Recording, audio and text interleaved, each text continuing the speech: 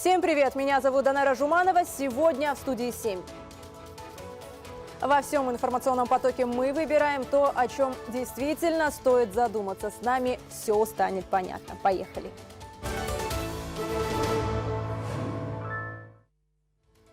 Друзья, сегодня в гостях в студии 7 будет призер Международной Олимпиады по лингвистике «Цвет нации». В общем, хочу спросить вас, есть ли в вашем городе или селе бесплатные кружки и секции для детей? Принимайте участие в вопросе, это важно. Совсем скоро мы побеседуем с призером Международной Олимпиады Дарьей Пересыпкиной, и мы хотели бы узнать прежде, есть ли в ваших городах бесплатные секции и кружки для детей. Голосуйте, а мы продолжим.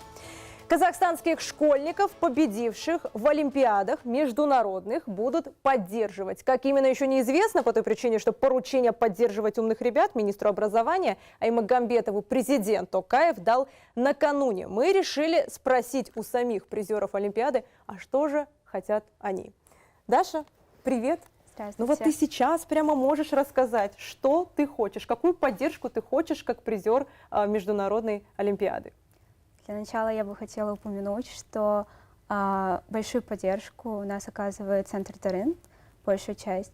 Но, однако, я бы хотела заметить, что президент Касым-Жомарт Токаев, скорее всего, мог бы предложить гранты на обучение за рубежом, которые бы позволили развиваться нашей сфере науки.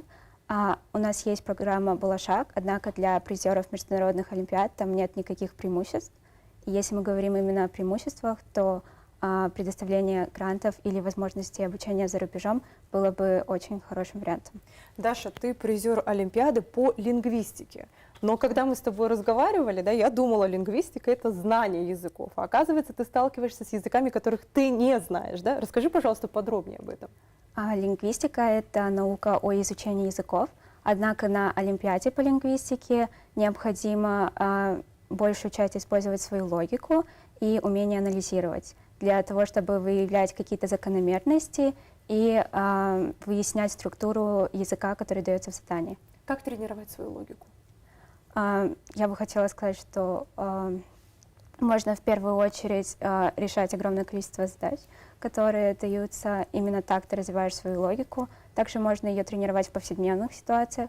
Например, логика очень взаимосвязана с эмоциональным интеллектом, поэтому если у тебя хорошо развита логика, то ты можешь хорошо выступать в стрессовых ситуациях и не переживать стресс. Давай сейчас объясним зрителям, какие задачи ты обычно решала. Пожалуйста, редакторы, вы видите на экран нам задание.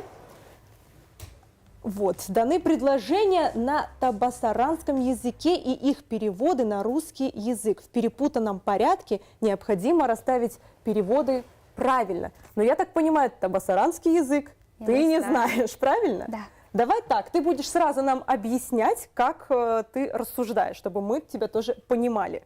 Хорошо. Для начала мы можем заметить, что на русском языке у нас есть два предложения «я ловлю вас» и «мы ловим вас», и там есть глагол «ловить». Также на русском языке есть предложение «ты ищешь нас» и «я ищу тебя». Там есть глагол «искать». Но на табасаранском языке хотела бы сразу отметить, что в задачах предложения строятся обычно по одной и той же структуре, и не бывает исключений. Поэтому мы можем заметить, что на табасаранском языке можем найти условную основу слова, это бисура и агура. Поэтому можно сделать предположение, что они отвечают за глагол. Также во втором и третьем предложении табасаранского языка учу-учу бисура чачу и узу-учу бисура сачу у нас повторяется слово учу. Также в предложении, в первом и третьем предложении русского языка у нас ловлю вас и ловим вас. То есть в роли дополнения выступает вас. Также теперь мы можем сделать... Мы еще не все, да? Мы не закончили, да, еще? Нет. Можем сделать предположение, что учу это вас. Тогда у нас получается порядок слов в предложении, подлежащее, дополнение и сказуемое. Тогда зе, узу, уву, агура, зазву и узу, учу, бисура, сачу начинается на узу. Значит, у нас должно быть одно и то же подлежащее. Это я. И мы можем сопоставить. Узу, уву, агурозаву, значит, это будет «я ищу тебя». Так. Учу-учву, бисурачачву — это «мы ловим вас». Узу-учву, бисуразачву — это «я ловлю вас». И уву-учу, агуравачу — это «ты ищешь нас». Мне подсказывают редакторы, что ты все ответила верно, но я не могу понять, как можно, не зная язык, в итоге так решить правильно. Вот, действительно, все верно. Скажи, пожалуйста, Даша, в каких случаях тебе очень помогает логика? Я себя, например, тоже чувствую человеком с такой развитой логикой, но в каких ситуациях ты обходишь меня, скажем так? Мне кажется, как я сказала ранее, это эмоциональный интеллект.